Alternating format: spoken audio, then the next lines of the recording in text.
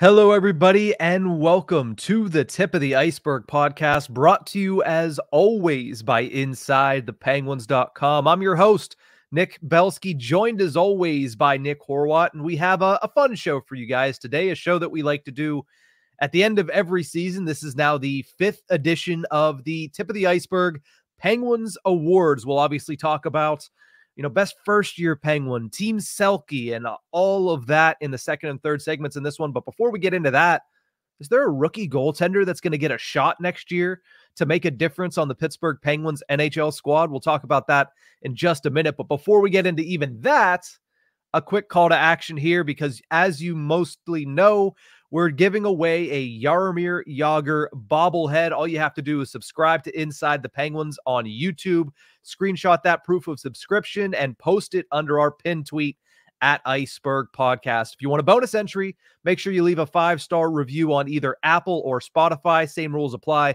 Screenshot that review and post it under the pinned tweet. The winner will be selected 1 week from today on our live stream, April 30th, around 4 p.m. that Tuesday, as we do every single Tuesday, including later today. I'll be live answering some of your questions as the Penguin season came to an end in the past week. But Horwat, you were there on Friday listening to Kyle Dubas talk for about 45 minutes. And one of the big things he discussed was the Penguins goaltending situation. And the one thing that he said that got a lot of people riled up is what he said about rookie goaltender Joel Blomqvist. He said Dubas is looking at how Blomqvist, quote, asserts himself in the AHL playoffs, which kick off tomorrow evening, and that may play into their goaltending decisions that summer. Are you surprised that they're already looking at Blomqvist as an NHL potential option in year 2 in North America? I don't think I'm too surprised. I mean, he had a phenomenal year this year, and it's hard to predict goaltending. It truly is. So getting down to it, when you just kind of see this youngster come in, who you always, the organization kind of always had this high standing for. He came into his first season in professional hockey, or North American hockey, I should say, and, stopped the lights out. You can't say he shot the lights out. I mean, he made every stop he could. He had a fantastic season, earning all rookie team honors in the AHL, second all-star team in the AHL, among some of the best rookie goaltenders the organization has ever seen on that team. So I'm not totally surprised, because the numbers and the games played kind of spoke for themselves, and the way he performed, and giving him this new stage of the postseason that Wilkes-Barre Scranton hasn't seen in a long time, or at least had a competitive team that could really maybe do something in a long time. If he's able to perform, there's no reason why he shouldn't be given that option to compete at the upcoming training camp. I don't think, saying he has a shot at the NHL is true. Saying he earns it right away out of the playoffs is a bit of a jump, but he's going to have that opportunity to come into camp with maybe different goalie decisions are made depending on how he does, so that his camp is a bit easier. Yeah, it affects how the Penguins are going to go about filling that goaltender room over the summer, based on whether or not he performs well at the American Hockey League playoffs. You mentioned, among the best rookie goaltenders the Penguins have ever seen at the AHL level, tied for second for most wins by a rookie goaltender with 25 this season, tying Matt Murray and falling one short of Marc-Andre Fleury, who set that, standard back in the early 2000s. Finishes with a .921 save percentage, a 2.16 goals against average. He was very, very good for Wilkes-Barre, and he's a large reason as to why they're back in the postseason for the first time in a couple of years. I'm intrigued to see how he performs, especially knowing that had to have gotten back to him, right? It had to have gotten back to him, and I'm sure the organization has been open with him about what his trajectory is going to be if he goes out there and continues this type of performance in the postseason. So I want to see how he responds to that. And honestly, that team is going to be interesting just altogether. You look at the names that they've added just over the past week. Owen Pickering going over there. Tristan Brose, who is coming over from the University of Denver after signing his 3-year ELC, getting a tryout deal for the postseason. And then you add on, a guy like Ville Koivunen, who just came over at the deadline. He comes over from Europe, and he's going to get his first taste of AHL action with the Penguins organization. It's going to be certainly impactful what happens over the course of those postseason playoff games. Yeah, it's no matter who's on the team, that's going to be an impressive team to watch in the Wilkes-Barre Scranton Penguins for this postseason. And I brought this up around the trade deadline too, going back to Blomqvist and how much faith you could tell the team was putting into him whenever they traded away Magnus Hellberg. There was all the talk that the Penguins are going to trade a goalie. They're going to deal a goalie. It could be Jari or Nedeljkovic. It ended up being neither of them, and it ended up being their third string at the time in Magnus Hellberg. And I said this because they were not throwing in the towel on the season. That means if Jari or Nedeljkovic goes down, turns out it ended up being, well, they're just going to start one goalie until the end of the season. But at the time when you're looking at it, it's if one of those names goes down, regardless of who it was, that means Joel Blomqvist is the backup, and he's going to be maybe put into situations. I mean, even during that 13-game stretch that Nedeljkovic got, Jari was put in twice, and for 30 minutes in total, I think it was something like that.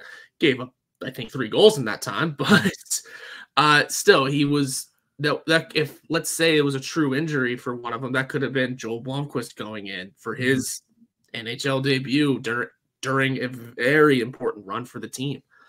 That trading away one of the goaltenders on the rung for a guy who, got a shutout in the last game of the season, and Weber, it obviously doesn't mean anything. You could tell that this organization has faith in Joel Blomqvist, and they're going to give him his fair shake in fighting for whether it be not starter, but for an NHL role next year of sorts. So if all goes well, if he performs, stands on his head in whatever type of run that they have at the American Hockey League level, do you see them genuinely going potentially as Tristan Jarry, Joel Blomqvist as your 1-2 heading into the 2024-25 season? And do you like that as a goaltending tandem for next season? I could see it.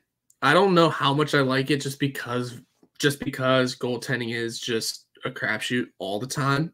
And you don't, maybe if you were to hit me with if you were to throw out a possibility of a random third name, we don't know what the goaltending market's going to look like yet, but maybe there's a random third name that is the AHL starter, but is going to come up quickly. There's all kind of different scenarios that would go into me being okay with it. At the moment, I would say I wouldn't be shocked. I just don't know if I'd be totally okay with it. But again, I haven't seen the playoffs yet. I haven't seen Blomqvist really do anything in person yet. So let's see how things play out with that sort of thing. And then maybe I'd become more okay with it. I mean, if he is the real deal, and because everyone will always say goaltending is voodoo, but then there are those handful of goalies where you look at and go, okay, he's the guy though. Without doubt, there is no voodoo there. He is the guy. If he can prove to somehow at this young age be the guy or have potential to be the guy, that's a lot of fun, and I would absolutely be okay with it. I feel like that's a big if, though, because if you look around the league and the way it is now, there are just not very many guys like that. I mean, it's Andrei Vasilevsky. It's, to a point, Igor Shesterkin, but he even lost his net at some point this season to Jonathan Quick. I mean, you used to be able to say that about a guy like Ilya Sorokin. He hasn't started in the playoffs, right? He lost it to Semyon Varlamov. There are not really many guys that just command that net the way that they used to, the way it was Carey Price, or the way it was, even if you go back further, a guy like Martin Brodeur, who just commanded the net and was the guy for 70 games throughout a season. So I don't like this on its face. And honestly, nothing that I see in the American Hockey League playoffs are going to make me any more comfortable with a tandem of Tristan Jarry and Joel Blomqvist. And really, it doesn't have much to do with Blomqvist. I mean, for one, it's just where the Penguins are at, whereas you want to win a Stanley Cup that season, like next season is when they need to win a Stanley Cup, because you're running out of kicks at the can with Sidney Crosby. And when that's over, it's going to be a gap between then and the next contention window for even a playoff spot. So you're trying to win a Stanley Cup next season. Do you really want to put that in the hands of a rookie matched with a guy who can't play from January on? Like, that's the other thing. It's more about where the team is at and Tristan Jarry himself. I don't trust at this point Tristan Jarry past the month of January. Yeah, and I can already tell there's a lot of people kind of shouting, well, what about Nedeljkovic? Well, it sounds like, judging by what Dubas said at the presser, it sounds like Nedeljkovic is going to end up being the odd man out here. Dubas said it very much essentially that Nedeljkovic has been clear about what he wants in the future, which I think is just a sneaky way of saying he wants to be a starter again, which absolutely he does and deserves it considering that 13-game run he went on. He has the pedigree to do it considering all rookie team a couple years ago, and had a couple of down seasons in Detroit, but came back this year, even as a backup, spot starter, and starter down the line. Proved that he can still cut it, and he's going to demand a lot of money. His contract is up. So, and yeah, you could say the trade Jari then. Find a way to sign Nedeljkovic, make it a Nedeljkovic Blomqvist. That also doesn't sound too great, considering, Nedeljkovic had a great run. I keep saying it, those last 5 or 6 weren't phenomenal, though. They weren't. Mm-hmm. He was giving up 4 or 5 goals. Penguins were just outscoring guys. Mm-hmm. And there, we don't need to get too deep into that run, but also trading Jari is not going to be easy. That's a big contract he's got left. So as much as Dubas may try to trade Jari somehow, or maybe try and sign Nedeljkovic and go with that tandem, it's just unlikely. And it's just the likely outcome is going to be Jari, goalie B, who just may be Blomqvist. Yeah, that again, it's mostly Jari. It's mostly the fact that Jari can't perform late into a season and has yet to show that he can perform in a postseason. Now, I've been trying to kind of back him a little bit, especially if you go back a year ago, whenever his contract was up. I was saying, all right, if you bring him back for the right price, this is a guy that hasn't had many opportunities in the postseason. He's had 1 series. But when you look at the splits between pre-All-Star game and post-All-Star game, or pre-January 1st and post-January 1st, this year there was no excuse, and he still fell off a cliff and still lost his net to a point where, he was sick at certain points throughout that final run, but there were opportunities for him to get in the lineup when he wasn't sick, and they didn't start him. They did start Alex Nedeljkovic. They didn't want to put Tristan Jari back in the net. So, it's a situation that's going to be one of the most important and one of the most pivotal for the Penguins this offseason. I just don't know if running with a goaltender that struggles late in the season and a rookie is your best option. But again, that might not be their option A. They might be looking at other options. They might be looking, like you mentioned, to trade a Tristan Jari, maybe bring back Alex Nedeljkovic. They might be looking to bring a completely new name into the fold to go with Tristan Jari. So we'll have to just keep an eye on that. But I thought it was interesting when Kyle Dubas mentioned that, and it was Joel Blomqvist is looked at as being one of the options for this team as early as next season. So we'll have to monitor that as time goes on. But when we come back, we're going to look at our 2023-24 Tip of the Ice-Burgh Penguins Awards. We're going to start it off with Best First-Year Penguin, Breakout Player of the Year, and Unsung Hero right after this break.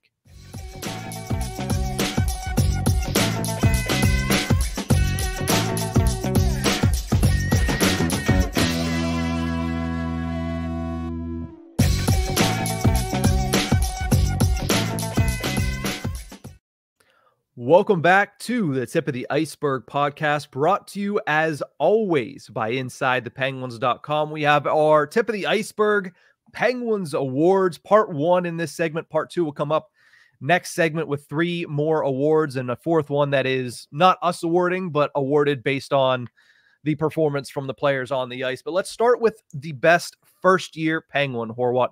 Who do you give that award to? Who do you think made the best first impression in the 2023-24 season? It might be a little handicapped, but I'm going to have to go with Michael Bunting. I know it was only a handful of games. It wasn't the full season to kind of see what he could be about the best first-year Penguin, but he's not going to be able to get this award next year. And looking at Michael Bunting going into a full season is going to be great stuff for this team. I just feel like he didn't fill the void left by Jake Gensel, but he filled a void that was definitely left open.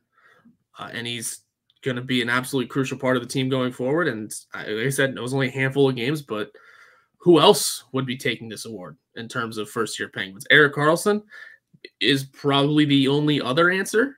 Maybe Alex Nedeljkovic if we really needed to. But I just think Erik Karlsson, I think we all know, had too many moments where the fan base was against him, where maybe there were some reporters against him, and now he picked everything up at the end of the year, but for like most of the team, too little, too late.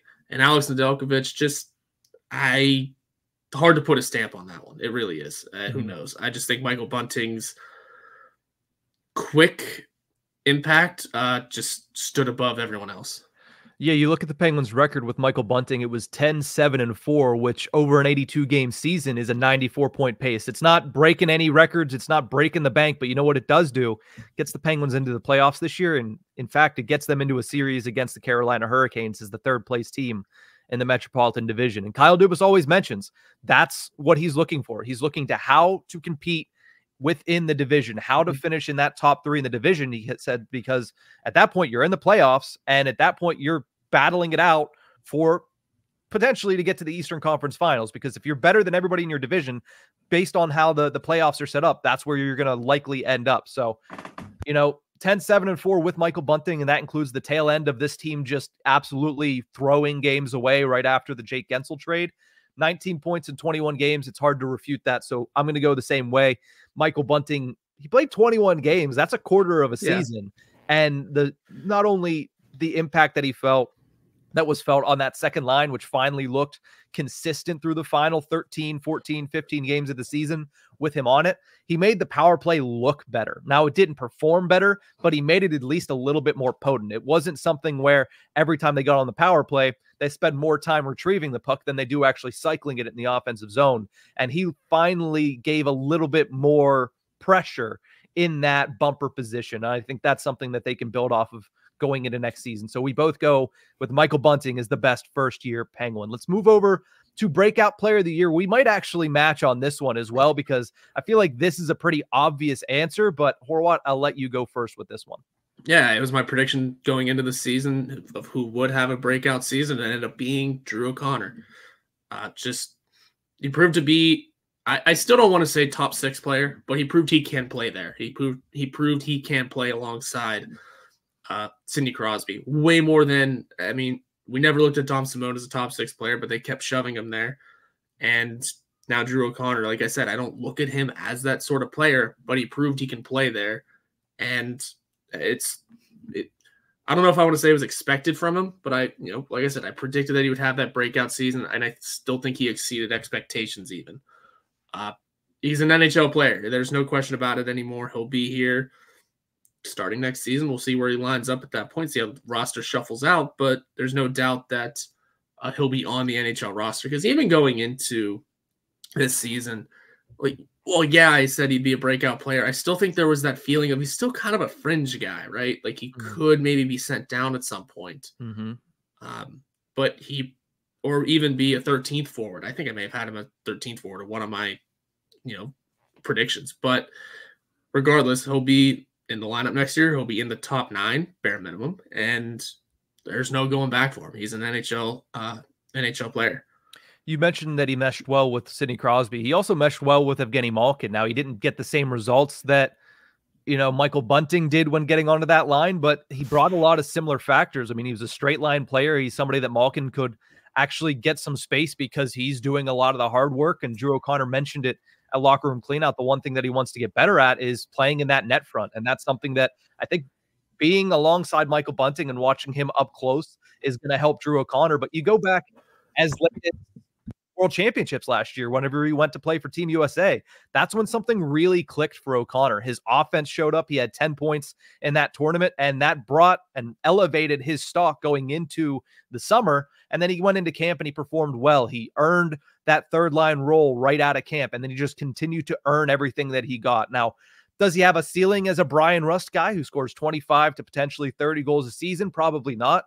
But is he somebody that could fill that Connor Sherry role of somebody who has a lot of talent, is probably a third liner on most teams, but with a talented center like a Sidney Crosby, like an Evgeny Malkin, that needs a young player that's just going to go north and south, that he's going to go forecheck hard, and he's going to be able to finish plays both on the rush and off the cycle? Yeah, I think that is 100% a ceiling for Drew O'Connor. You look at what he did this year. He tripled his career highs in goals and points with 16 goals and 33 points this year. He had a phenomenal season, and I think that there's no other option whenever you're looking at breakout player for the Penguins than a guy like Drew O'Connor. The only other name that might come to mind is Valtteri Puustinen, but I feel like that's somebody who is still maybe a year or two off of his true breakout season whenever he starts to put up the numbers that O'Connor was able to put up this season. Yeah, he'll be there. He'll come in to next season much more confident as well. Maybe actually shooting the puck a little more. He only finished with 5 goals. And that's just, for the kind of player he is and his skill set, that's not good enough.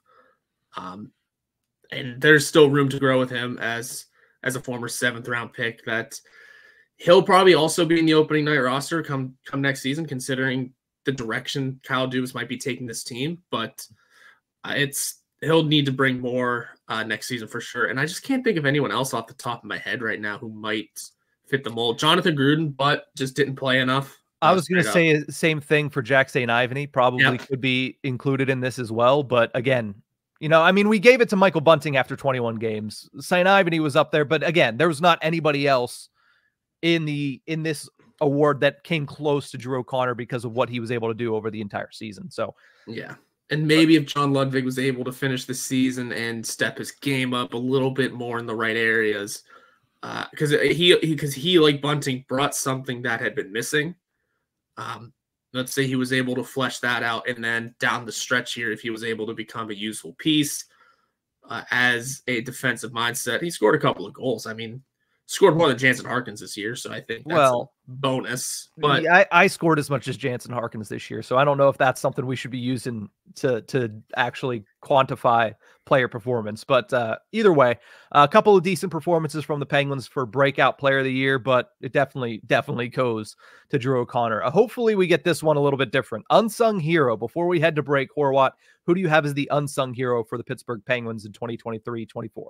I was hoping you would go first. Maybe I could change it, but I'll say Brian Rust, just because big old bounce back season, big old locker room guy, big old leader and veteran on this team that it goes a bit under the radar in terms of those leader and veteran qualities, but just an outstanding player, had a huge bounce back season.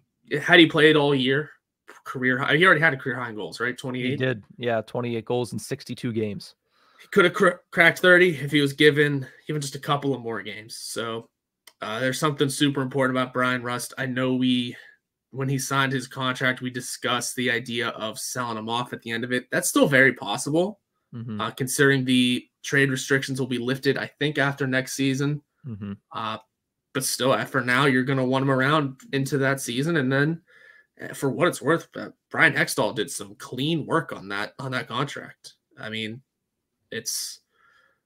did I say Brian? You did. I was going to let you go with it. But yeah, Ron Hextall did some do it all the time, man. All good. I mean, you look at what Brian Rust was able to do just simply after the Jake Gensel trade. I mean, 14 goals in 25 games after Gensel left, not the trade, I should say, because he missed a handful of games due to injury following his final game with the Pens on February 14th. But 14 goals in 25 games for Rust without Gensel this year. That's a 45 goal pace. That's not just, hey, he's a 30 goal scorer. That's a 45 goal pace in over a quarter of a season. So, and he was over a 40 goal pace in the first quarter of the season before he got hurt as well. So a very good year for Brian Rust. He needs to stay healthy, and he needs to be able to put it together a full season. If he does that, he's going to blow past that 30 goal mark because he has the talent, he has the ability, and he's 100% one of the most all-around, if not the most all-around player on the Penguins forward core. But since you went with Brian Rust, I'm going to go a different direction. Unsung hero Marcus Pettersson. I mean, this is, for the most part this season, until Jack St. Ivany came out of the woodworks, this was the only defensive defenseman that was actually playing his position, right? The Penguins were one of the teams that were always giving up, I think gave up the most odd man rushes against among any NHL team this year. He was always the one. He was always the guy back. He was just hung out to dry by Letang, by Carlson, by P.O. Joseph, the times that they randomly shared the ice together. He was the guy that was always back. He was the guy that was breaking up the 2-on-1s. And when he did it, you were a little bit more surprised. And did he have his downside this year at points? Yes, he did. But at the same time, look at the workload that he was handed. Look at the role that he was handed, and look at the way that he handled it. It was phenomenal from Marcus Pettersson. And I think that he obviously gets a lot of credit because of the way that Carlson plays. It highlights the way that, Pettersson plays, because he's always the guy back. He's always the guy trying to make up for ground for the other guy that's on the ice with him. But I do think that he's still an unsung hero, because I think that when you look at the way that he's performed, his underlying numbers aren't great, but that's, again, a product of being bounced around the lineup and being used just as the defensive stalwart for whoever's struggling the most defensively at the time. So I do think that he deserves a lot of credit for what he put up this year. Obviously, career high in points as well. That goes with the territory of playing with Erik Karlsson the majority of the season, but a phenomenal year for Marcus Pettersson, and another just consistent and solid year where now he's going into a contract season. He can really make that money next year with another season under his belt with Karlsson and with Letang. I wouldn't be shocked if he gets paid this summer, though. Really, it's true. That's how good he's been. But whenever you mention, did he have his, his faults or his negativity? Yeah, but they were few and far between. It was a good season from beginning to end for Marcus Pettersson, and just having faults just comes with being a defenseman. Really, that's just part of the game. That every now and again, every so often, you're gonna have a bad read, you're gonna have a bad chase or a bad pinch. That's just what happens.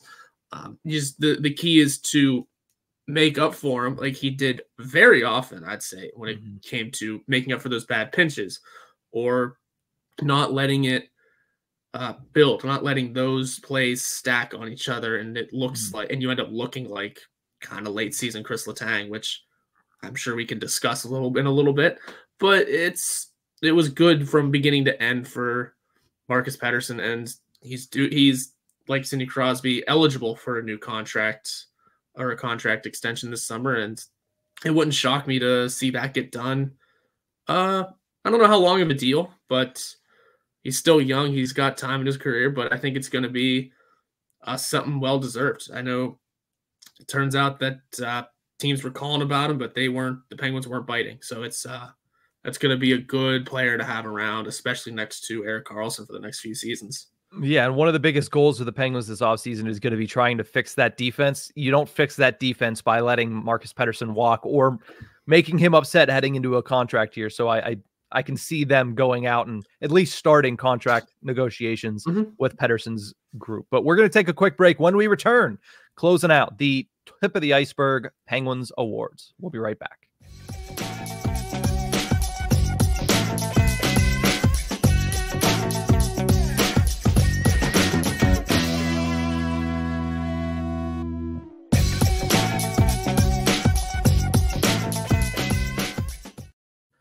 Welcome back to the Tip of the Ice-Burgh. We're doing the Tip of the Ice-Burgh Awards for the 2023-24 Pittsburgh Penguins season. Before we get into our team Selke, our team Norris, and then, of course, our team MVP, a.k.a. the Sidney Crosby Invitational, let's give out the Iron Penguin Award. This is given to the players that play in every single game of the regular season, perform in all 82.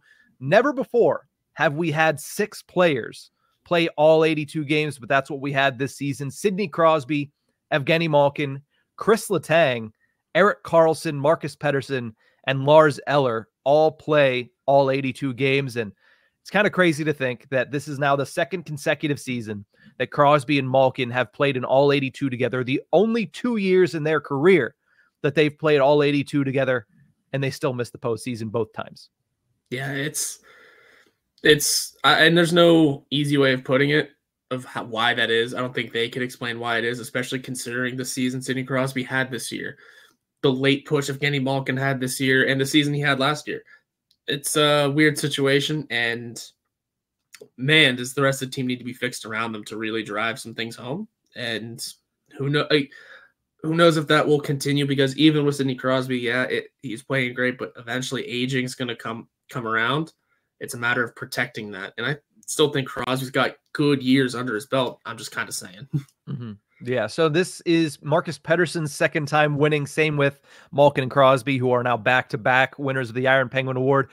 The best ability is availability sometimes, and these 6 players were available for Mike Sullivan and company all season long. So congratulations to them on a full 82-game slate. Let's move over and talk about the team Selke, the best defensive forward is what he wants to. I was going to say defensive offenseman, but that's not really how you talk about that. The best defensive forward for the Penguins, Horwat. Who are you giving the Selke to this year from the Penguins?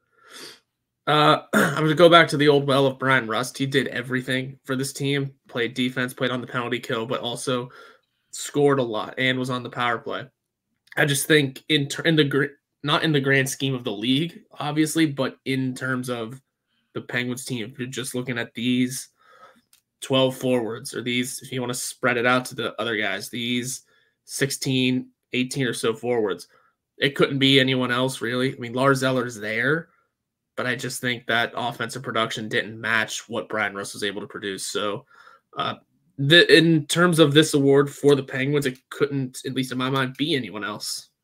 I mean, I'm going to go with Lars Eller personally because of the way that he was deployed in a lot of the season. I mean, 4th highest percentage of defensive zone shifts when it comes to faceoffs. 19% of his faceoffs were taken in the defensive zone. The only people that had more than that, Jeff Carter, Nola Chari, and Matt Nieto, a higher percentage. And again, those guys, you expect to do that, but the percentages and the performance is much higher when it comes to Lars Eller. He added some offense as well. He was a pure 3rd-line center. Does he look better as a 4th-line center next year? Is he project better as a 4th-line center? Yeah, probably. But as a 3rd-line center, that's exactly what the Penguins needed him to do. He came in, he really took that role and solidified it and made that a non-issue for the Penguins all season long. I don't think you can go into too many games of the 82 that he played and say, hey, Lars Eller was the issue in this one. Very infrequently did that happen.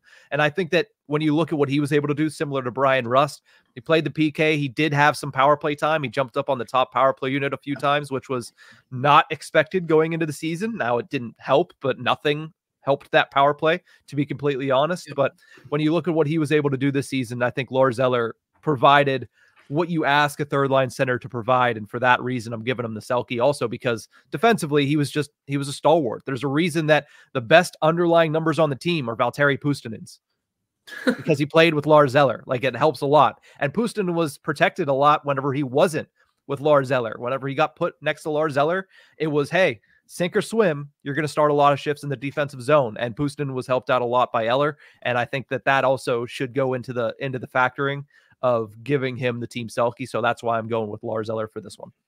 That's fair enough too. Like I said, he would have been my second option because of that pure defensive mindset. Yep. I just like the idea of Bryan Rust was able to do both at a very high level, and I think that was just sort of my edge. There you go. Let's move over to Team Norris. Best defenseman. Sometimes you can argue it's the best offensive defenseman that's handed the Norris Trophy in the NHL. It certainly is and was last year, but who do you give the Team Norris to this season, Horwat? I like the way you said best offensive defenseman. That's sort of the direction I went in for this, because I'm going to go Erik Karlsson, because now I'm going to get flack. I know. Just, it was his first year here. It took him a while to sort of really show what he could bring, but he still led defenseman in scoring, and it wasn't by much. But you know what we said going into this year was, even an off year for Erik Karlsson is still offensively is going to be more points than the Penguins have seen since the 90s from a defenseman. Now, we didn't get that number. No. Crystal Tang's 68 from a couple seasons ago is still standing as like that since the I forget who we just said it was. But from those 90s defensemen, but I just like the way Karlsson came into a new situation, definitely drowned out a lot of criticism, and ended up having a decent season in terms of being a good offensive defenseman. Didn't fix the power play, so what? We're not here to worry about that right now. But also, at least in the early stages of the season, ended up being a reliable defensive mind, and showed that he has the skill to be a not be a defensive defenseman, but have good traits on the defensive side of the puck as well. And I just think, well, Marcus Pettersson got some flowers earlier as a unsung hero. I think Karlsson does deserve some acknowledgement for what he brought this year. And quite honestly, I mean, this has been Crystal Tang's award for how many years now? Yeah. And mostly, I just wanted to say this about Letang. Like, yeah, he had those down spurts, and they were ugly late in the season. Knowing the dude might need surgery this summer, though, I mean, that doesn't take away from, that doesn't take away from how down some of those moments were. But it at least gives a lot of people understanding of, okay, he was clearly hurt all season, apparently. He played through that, by the way. That's nuts. It makes sense whenever you look at his season in totality, how good he was earlier in the season and how he just kind of started to fade with especially his overall game, his defensive game. It started to fade a little bit. The offense started to come out, but I think that was partially because, I mean, the Penguins were one of the worst scoring teams at one point this season. They needed more offense. So I think they said, listen, if you're going to focus on one thing, focus on offense because we desperately need it as a Penguins team. So I think it makes a lot of sense. But at the end of the day, if you're suiting up, you're suiting up. You're open to criticism. So, I mean, I don't want to take anything away from him because he played through that. And yes, I echo the sentiment of Mike Sullivan, who said he's a warrior for going through that, especially playing through something that's going to require surgery if he did do that the entire season. But you're still out there and you're still performing and you're still getting paid. You're out there for a reason. You need to perform. And if you can't perform, then maybe you should take a couple games off. Maybe you should sit on the bench. Maybe you should go to the point where you try to heal up a little bit, or at the very least get back to a maybe 80% instead of maybe playing at 70 or 65%. But at the end of the day, yeah, he put together a decent season. And Karlsson, same thing for him. Now, you mentioned 50, whatever he finished with, 54, 56 points this season, is behind a lot of Crosby era defensemen. Sergei Gonchar, I believe, surpassed that twice. Chris Letang surpassed that, I believe, 4 times. And even Ryan Whitney at one point had 58 points in a season with the Pittsburgh Penguins. So while no, it's not top 5 all time of the Crosby era, you started to see glimpses of it later in the season where you can see what it is. And you saw the chemistry that he started to build with Crosby and with Malkin and the ability and the capability that he had. And maybe with a team that could actually finish, he would have finished with 60 plus points and he would have been in that top 5 of the Crosby era as far as defensive scoring. So I don't take that away from him, but at the same time, I'm giving my Norris to Marcus Pettersson. I know it's not the normal sense of the award, but you know, I want to put my vote in, cast my vote for Marcus Pettersson for all the reasons I said about the Unsung Hero Award. He was tossed between Letang and Karlsson like a rag doll, just basically told, hey, go neutralize them in the defensive zone, right? Go make sure that they don't cost us games in the defensive zone. He was the backbone of this team defensively all season long. And I understand saying that for the 26th ranked defense isn't too much, but if it wasn't for him, 26 might have been 32 because there were a lot of plays that he made that negated great opportunities for the other team that were created by their overall aggressiveness from other defensemen. So shout out to Marcus Pettersson. I thought he had a great season, and I thought that while the numbers might not echo it as much, I think when you look at the situation that he was forced into, he performed very well. Yeah, it sounds like a me pick too, where it was based on defense and not scoring. But I just wanted to sort of give, because I knew you'd take Pettersson, and we discussed Pettersson earlier. I just feel like Karlsson deserves a little bit more credit than what he's gotten. And tell you what, next year he might run away with it. Yeah, he might run away with it next year with that chemistry and also hopefully a fixed power play. You know, he scored how many points with a inept power play? And the same thing can go for a lot of people that typically feast off of that power play. I mean, you look at Rickard Rakell, everybody's down on his season, but he's also coming off a year where he had 11 power play goals. The leader for the Penguins was 10 this year, and it was Crosby. Speaking of that, I don't think we need to cloak and dagger this one. The team MVP is Sidney Crosby. Climbed from 17th to 10th in all-time NHL scoring, tied Wayne Gretzky for the most point-per-game seasons in NHL history, and finished the year with 25 points in the final 13 games to bring the Penguins oh so close to a playoff spot. Hard to refute. There's no other team MVP but Sidney Crosby. Yeah, and does much more need to be said, really. Just look at the numbers, look at the way he kind of willed the team into the position they were in at the end of the season. Sure, there was that down, very bad part of the season that was right around the trade deadline. I think a lot of the team was feeling that, though. He played through it, made it through, played all 82 once again, and ended up having a better season than last year in terms of production. It is his third 40-goal season. Shocking, it's only his third, by the way. But he's going to be right up there with the best of all time when it's all said and done. We had this discussion with Cap Strip yesterday. Listen to that episode on Thursday on their show. It couldn't be anyone else this year. I mean, he swept the awards in terms of his teammates voting for him for the Penguins Awards, and then, I mean, the NHLPA still voted him as one of the best players is still out there. So it's going to be absolutely him, no choice, no one else. I don't think anyone else even holds a candle for second in this running. No, I don't think there's anybody that comes even close. I mean, you could say Jake Gensel, because up until the point where he got injured, he was performing at a very, very good clip. And for a long time this season, it was Jake Gensel, Sidney Crosby battling it out for the most 5-on-5 points in the NHL in a season where eventually 3 players finished with over 130 points. It's kind of crazy that they were up amongst those names at even strength. But, you know, at the end of the day, Gensel was traded and Crosby continued after that. Kyle Dubas said disappointing, and that's 100% what it was. Disappointing reaction to the trade. Sidney Crosby bounced back and had the end of a season that you would expect from somebody, or from Crosby, with his teams back against the wall, which is 25 points in the final 13 games that was kicked off with a 4-point performance in Colorado. So obviously, a lot of opinions that could be thrown out here. Let us know what you think the 6 awards were: best first-year Penguin, breakout player of the year, unsung hero, Team Selke, Team Norris, and Team MVP. Let us know in the comments who you believe should take home those 6 awards. But that's going to do it for this episode of The Tip of the Iceberg. Thank you guys so much for tuning in. We'll see you next time.